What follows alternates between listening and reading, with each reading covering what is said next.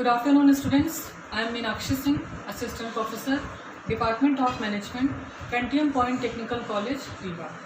Students, आप लोग जानते हैं लॉकडाउन चल रहा है और इस लॉकडाउन में आपकी सारी क्लासेस ऑनलाइन लेक्चर्स के थ्रू कंप्लीट कराई जा रही हैं। इस ऑनलाइन क्लासेस में हम लोग आपको PDF नोट्स, ऑडियो लेक्चर्स और वीडियो लेक्चर्स के थ्रू सिलेबस कंप्लीट कर रहे हैं। अब आज हम बात करते हैं इंटरनेशनल मार्केटिंग के नेक्स्ट टॉपिक की, जो है डायरेक्ट एक्सपोर्ट। तो कल के लेक्चर में मैंने आपको बताया था कि जब हम इंटरनेशनल मार्केटिंग में एंटर करते हैं तो एंटर करने के पहले कुछ इंपॉर्टेंट डिसीजंस हमको लेने होते हैं। तो मोड ऑफ एंट्री में मैंने आपको दो मेथड्स बताए थे, डायरेक्ट एक्सपोर्ट और इनडायरेक्ट एक्सपोर्ट। तो आज के लेक्चर में हम डायरेक्ट एक्सपोर्ट के बारे में डिटेल में बात करेंगे, ठीक है। तो अब हम बात करते हैं फॉर्म्स ऑफ डायरेक्ट एक्सपोर्टिंग की, कि डायरेक्ट एक्सपोर्टिंग के फॉर्म्स कौन कौन से होते हैं, किन किन तरीकों से हम लोग डायरेक्ट एक्सपोर्ट कर सकते हैं। पहले हम ये जान लें कि डायरेक्ट एक्सपोर्ट होता क्या है। डायरेक्ट एक्सपोर्ट का मतलब होता है जब इसमें एक्सपोर्टर या मैन्युफैक्चरर या प्रोड्यूसर जब इंटरनेशनल मार्केटिंग में एंटर करता है तो कोई भी इंटरमीडिएरीज, मध्यस्थ, डिस्ट्रीब्यूटर्स की हेल्प नहीं लेता है। वो खुद सामान बनाता है और खुद दूसरे देश में जाता है, रिसर्च करता है और देखता है कि कौन से देश में प्रोडक्ट के लिए कितनी ज़्यादा जगह है, प्रोडक्ट सेल हो सकता है कि नहीं हो सकता है, प्रोडक्ट की बेहतर मार्केटिंग हो सकती है कि नहीं हो सकती है। तो ये सारी चीज़ें हमको वहाँ पर देखनी होती है। इसे हम कहते हैं डायरेक्ट एक्सपोर्ट। इसमें पूरा फायदा, पूरा प्रॉफिट केवल और केवल एक्सपोर्टर का होता है, क्योंकि मिडिल मैन डिस्ट्रीब्यूटर्स इसमें बिल्कुल भी नहीं होते, इनकी कोई भी हेल्प नहीं ली जाती है। अब इसमें पहला पॉइंट है बिल्ट इन एक्सपोर्ट डिपार्टमेंट। इसमें हम क्या करते हैं, एक एक्सपोर्ट मैनेजर नियुक्त करते हैं, उसका रिक्रूटमेंट करते हैं, जो केवल और केवल एक्सपोर्ट का काम करता है। एक्सपोर्ट के लिए ऑर्डर लेता है, दूसरे देश में देखता है कि कहाँ पर कितना स्कोप है और अपने प्रोडक्ट्स को दूसरे देश में सेल करने की पूरी कार्यवाही, पूरा डॉक्यूमेंटेशन अकेले एक्सपोर्ट मैनेजर ही करता है। अब इसके बाद है सेल्फ कंटेन्ड एक्सपोर्ट डिपार्टमेंट। जिस तरीके से हर ऑर्गेनाइजेशन में कुछ डिपार्टमेंट्स डिस्ट्रीब्यूट किए जाते हैं, जैसे प्रोडक्शन डिपार्टमेंट है, मार्केटिंग डिपार्टमेंट है, फाइनेंस डिपार्टमेंट है, उसी तरीके से जो कंपनी इंटरनेशनल मार्केटिंग में एंटर करना चाहती है वो एक एक्सपोर्ट डिपार्टमेंट ही अलग कर देती है। एक्सपोर्ट डिपार्टमेंट का काम होता है एक्सपोर्ट करने के लिए प्रोडक्ट बनाना, उनका डॉक्यूमेंटेशन रेडी करना, लॉजिस्टिक्स का काम देखना, शिपमेंट तक सामान पहुंचाना, पोर्ट तक सामान पहुंचाना और प्रॉपर शिपमेंट के बाद भी दूसरे देश में इंपोर्टर तक सामान कैसे पहुंचेगा, ये सारी व्यवस्था करना। तो ये काम होता है एक्सपोर्ट डिपार्टमेंट का। अब इसके बाद हम बात करेंगे सेपरेट एक्सपोर्ट कंपनी। अब यहाँ पर केवल हम एक्सपोर्ट मैनेजर तक या डिपार्टमेंट तक सीमित नहीं रहते हैं, यहाँ पर हम एक कंपनी का गठन करते हैं जो केवल और केवल एक्सपोर्ट का काम करती है। इंडियन गवर्नमेंट ने एक जोन बनाया है जिसको हम स्पेशल इकोनॉमिक जोन के नाम से जानते हैं।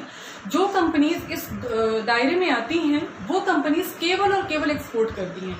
मीन्स उनका सिंगल प्रोडक्ट भी डोमेस्टिक मार्केट में, डोमेस्टिक देश में, डोमेस्टिक कंट्री में नहीं जाता है, सिंगल यूनिट सेल होने के लिए जाती है। वहाँ की कंपनीज का पूरा सामान सीधे एक्सपोर्ट होता है।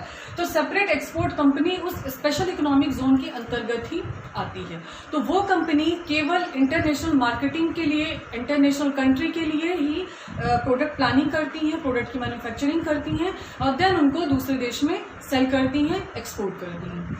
अब इसके बारे में बात करेंगे एस्टेब्लिशमेंट ऑफ ब्रांचेस अब्रॉड। एक तरीका ये भी है कि हम अपनी कंपनी की एक ब्रांच दूसरे देश में ही एक सेट कर दें। अब हम वहीं के हिसाब से कस्टमर्स को एनालिसिस करेंगे, उनके टेस्ट प्रेफरेंसेस को जानेंगे और वहीं पर प्रोडक्ट प्लानिंग करेंगे, मैन्युफैक्चरिंग करेंगे और वहीं पर प्रोडक्ट्स को सेल करेंगे। तो यहाँ पर जो ट्रांसपोर्टेशन का काम होता है, डॉक्यूमेंटेशन का काम होता है, ये सब नहीं होता है। तो ये भी एक अच्छा मेथड है एस्टेब्लिशमेंट ऑफ ब्रांचेस अब्रॉड का। अपॉइंटमेंट ऑफ एक्सक्लूसिव एजेंट एक तरीका है कि अगर हम सामान खुद बना रहे हैं और दूसरे देश में सेल नहीं कर पा रहे हैं, रिसर्च करने में हमको काफ़ी ज़्यादा टाइम लग रहा है, तो इसमें हम एक एजेंट का नियुक्त कर देते हैं। वो एजेंट क्या करता है, हमारे सामान को लेकर जाता है और अपने नाम से दूसरे देश में सेल करता है। लेकिन प्रॉफिट का कुछ हिस्सा हम इसमें एजेंट को देते हैं, बाकी प्रॉफिट हम खुद रखते हैं। मीन्स एक्सपोर्टर उस प्रॉफिट को खुद रखता है। इसके बाद अपॉइंटमेंट ऑफ डिस्ट्रीब्यूटर। अब जब हम डायरेक्ट एक्सपोर्ट कर रहे हैं तो डायरेक्ट एक्सपोर्ट में ऑब्वियसली हम किसी की हेल्प नहीं ले रहे हैं, सारा काम उसमें एक्सपोर्टर ही करता है। लेकिन जब कई बार हमको सामान को डिस्ट्रीब्यूट करने में या कई सारे देशों में इंपोर्टर तक पहुंचाने में जब हमको प्रॉब्लम समझ में आती है तो हम डिस्ट्रीब्यूटर्स का भी अपॉइंटमेंट कर सकते हैं। डिस्ट्रीब्यूटर्स में जैसे कौन से लोग कहाँ तक सामान को पहुंचाएंगे और कौन कौन से डिस्ट्रीब्यूटर्स तक इंपोर्टर्स को सामान पहुंचेगा, इंपोर्टर्स तक पहुंचाने में कितने डिस्ट्रीब्यूटर्स की जरूरत पड़ेगी, कौन कौन से लोकेशन में जरूरत पड़ेगी, तो हर जगह पर हम एक डिस्ट्रीब्यूटर का अपॉइंटमेंट करते हैं। तो ये सारे कुछ मैथड्स हैं जो डायरेक्ट एक्सपोर्टिंग के फॉर्म्स के तहत पर पढ़े जाते हैं, स्टडी किए जाते हैं।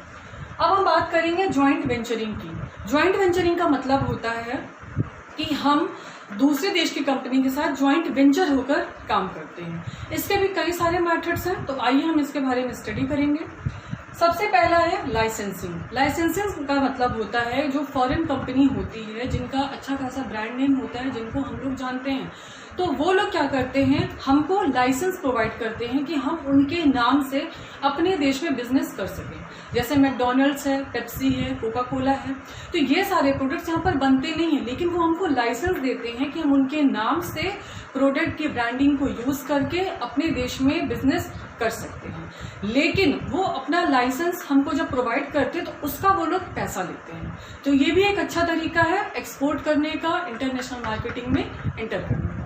अब हम बात करेंगे कॉन्ट्रैक्ट मैन्युफैक्चरिंग की। कॉन्ट्रैक्ट मैन्युफैक्चरिंग में हम दूसरे देश को कॉन्ट्रैक्ट देते हैं मैन्युफैक्चर करने के लिए। डायरेक्ट हम वहाँ पर मैन्युफैक्चर नहीं करते हैं, न वो लोग हमारे देश में आके कोई मैन्युफैक्चरिंग करते हैं। यहाँ पर हम उनको कॉन्ट्रैक्ट देते हैं जो टाइम बेस्ड होता है। कुछ समय के लिए उनको कॉन्ट्रैक्ट दिया जाता है पर्टिकुलर प्रोडक्ट को मैन्युफैक्चर करने के लिए। अब इसके बाद हम बात करेंगे मैनेजमेंट कॉन्ट्रैक्टिंग की। अब यहाँ पर न हम सामान बना रहे हैं न दूसरे देश में सामान को भेज रहे हैं। यहाँ पर हम किस चीज़ को एक्सपोर्ट कर रहे हैं, केवल मैनेजमेंट को। मीन्स हम किसी कंपनी का सामान बनाते नहीं हैं, हम केवल उसका मैनेजमेंट करते हैं। मैनेजमेंट में कौन कौन से फंक्शंस होते हैं, planning, organising, directing, staffing, budgeting, controlling.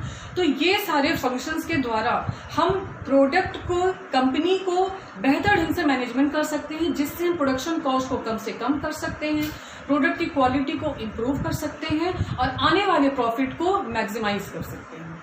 तो ये भी एक अच्छा तरीका है कि हम एक्सपोर्ट में एंटर कर सकें। यहाँ पर हमको ज़्यादा दिक्कत भी नहीं होनी पड़ती है, बस हम इसमें एक सर्विस देते हैं जो मैनेजमेंट की सर्विस हम देते हैं, उनकी कंपनी को हम मैनेजमेंट करते हैं।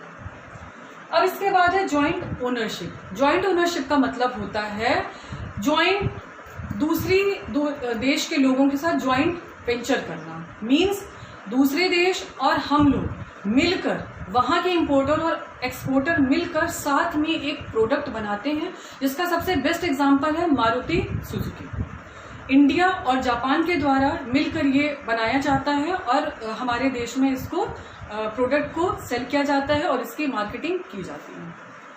अब हम बात करते हैं डायरेक्ट इन्वेस्टमेंट की। डायरेक्ट इन्वेस्टमेंट में हम डायरेक्टली किसी चीज़ में एक्सपोर्ट नहीं करते हैं। इसमें हम क्या करेंगे, किसी पर्टिकुलर सामान को बनाते हैं, उनकी असेंबलिंग करते हैं और देन दूसरे देश में हम इसकी एक्सपोर्टिंग करते हैं। जैसे गाड़ियाँ होती हैं, कार्स होते हैं, बाइक्स होते हैं, इनके कई सारे जो पार्ट्स होते हैं वो इकट्ठा कहीं पर बनाए जाते हैं और इनको बनाकर हम दूसरे देश में क्या करते हैं, एक्सपोर्ट कर सकते हैं। तो ये भी one of the best method है डायरेक्ट इन्वेस्टमेंट का। इसमें हमको डायरेक्टली रिसर्च नहीं करना पड़ता है, मार्केट तक नहीं पहुंचाना रहता है या प्रोडक्ट की सेल्स होने की इसमें टेंशन नहीं रहती। जब हमको इसमें ऑर्डर मिलता है तभी हम उन पार्ट्स को बनाते हैं और डायरेक्टली असेंबलिंग करके दूसरे देश में एक्सपोर्ट कर सकते हैं। अब डायरेक्ट एक्सपोर्ट के हम एडवांटेजेस और डिसएडवांटेजेस के बारे में बात करेंगे। अगर इसके फायदे भी हैं तो कहीं ना कहीं इसके नुकसान भी हैं।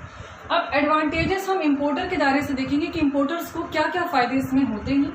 जैसे पहला है प्रोडक्ट इन ओरिजिनल। इसमें फायदा क्या होता है कि इसमें किसी भी इंटरमीडिएरीज का कोई भी रोल नहीं होता है, तो डायरेक्टली इंपोर्टर और एक्सपोर्टर डायरेक्टली कांटेक्ट में रहते हैं। इससे इंपोर्टर को प्रोडक्ट ओरिजिनल मिलता है, किसी भी तरीके की मिलावट, किसी भी तरीके की क्वालिटी में खराबी नहीं होती। Just arrangement for services. इसमें केवल और केवल हमको सेवाओं पर ध्यान देना रहता है। इंपोर्टर इसमें केवल सेवाओं पर ध्यान देता है।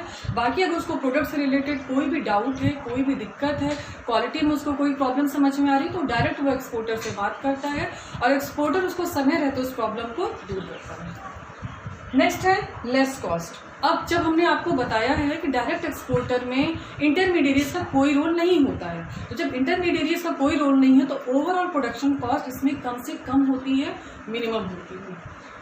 अब एक्सपोर्टर को क्या क्या फायदे होते हैं डायरेक्ट एक्सपोर्ट में? Knowledge of customers. अब इसमें जब वो डायरेक्ट कस्टमर से बात कर रहा है, डायरेक्टली दूसरे देश में जा रहा है, लोगों से बात कर रहा है, पब्लिक से मिल रहा है, तो उसको कस्टमर्स के बारे में पूरा नॉलेज होता है। कस्टमर्स क्या फीडबैक दे रहे हैं, कस्टमर्स को प्रोडक्ट पसंद में आ रहा है, नहीं आ रहा है, उनके टेस्ट और प्रेफरेंसेस कैसी हैं, उनको प्रोडक्ट में क्या फीचर्स एक्स्ट्रा लग रहे हैं या क्या नहीं लग रहे हैं, तो इस बारे में वो डायरेक्ट बात करता है। फिर है रिसिट ऑफ फुल वैल्यू। अब इसमें जितना पैसा वो लगाता है तो वो पूरा पैसा, अगर प्रॉफिट उसको हो रहा है तो वो पूरा प्रॉफिट खुद जिम्मेदार होता है, उसको वो प्रॉफिट किसी भी इंटरमीडिएट्स के साथ शेयर नहीं करना पड़ता है। And full control of market में उसका पूरा कंट्रोल रहता है। अब हम डिसएडवांटेजेस के बारे में बात करेंगे तो इंपोर्टर को क्या क्या नुकसान होते हैं, क्या क्या हानियां होती हैं। लैक ऑफ बार्गेनिंग, उसमें इंपोर्टर बार्गेनिंग नहीं कर पाता क्योंकि वो डायरेक्ट एक्सपोर्टर के कॉन्टेक्ट में रहता है। मोनोपोली प्राइसेस, इसमें जो एक्सपोर्टर रहता है प्राइसेस में मोनोपोली देता है, मीन्स सिंगल प्राइस जो वो चाहता है वो रख सकता है, जितना उसका पैसा खर्चा हुआ है वो उतना एस्टिमेशन के साथ अपनी प्राइसिंग लगा सकता है। इसके बाद एक्सपोर्टर को क्या क्या नुकसान होते हैं। नीड ऑफ लार्ज कैपिटल, अब इसमें जब वो सारा काम खुद कर रहा है, सारी रिसर्च वो खुद कर रहा है, तो इसमें उसको काफ़ी ज़्यादा कैपिटल की ज़रूरत पड़ती है। नीड ऑफ मैनेजरियल एबिलिटी, उसको पूरा मैनेजरियल स्किल्स खुद सारी चीज़ें करनी पड़ती है, तो उसको मैनेजरियल स्किल्स की भी ज़रूरत पड़ती है। एंड लास्ट मोर रिस्क, मैंने आपको पहले भी बताया है कि इंटरनेशनल मार्केटिंग में रिस्क बहुत ज़्यादा रहता है, और जब वो काम कोई एक पर्सन कर रहा हो और डायरेक्ट एक्सपोर्ट के अंतर्गत कर रहा हो तो इसमें रिस्क की मात्रा बहुत ज़्यादा बढ़ जाती है। That's all about today. I hope आज का लेक्चर डायरेक्ट एक्सपोर्ट के बारे में था, आपको समझ में आया होगा। Thank you.